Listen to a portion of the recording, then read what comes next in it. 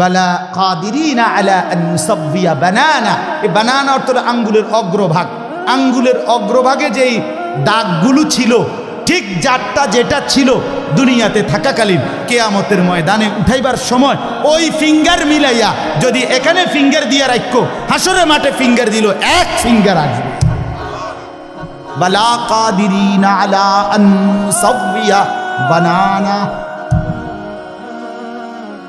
এমন জিনিস আল্লাহ বাল ইউরিদুল ইনসানু লিয়াফজুরা আমামা। আল্লাহ বলে, অথচ মানুষ সে বর্তমানকে তো অস্বীকার করে করে আর সামনের ভবিষ্যৎ নিয়েও আমি আল্লাহর সাথে তর্ক করি।